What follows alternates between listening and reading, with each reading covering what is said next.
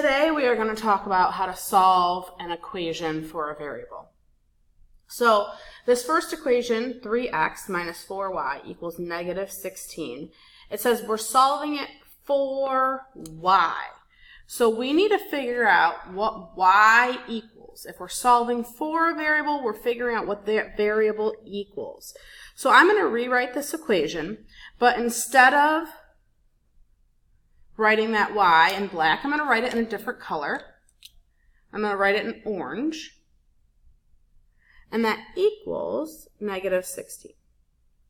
All right, so in order to solve for this variable, we need to figure out what's happening to the variable. So if this x was not there, we would say we've got 3 minus 4y equals 16. So to solve an equation like that, we'd have to get rid of that 3, right?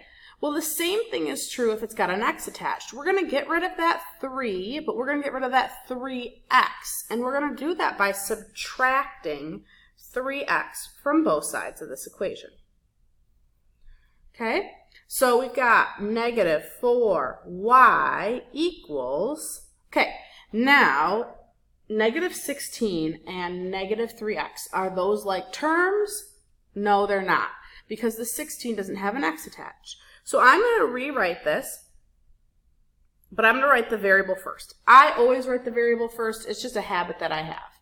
Okay, so now in order to solve for y, what would we need to do next? Well, if we're solving for y, we've got negative 4. What would we need to do? We would need to divide by negative 4 because there's no sign in between the negative 4 and the y. That means it's multiplication.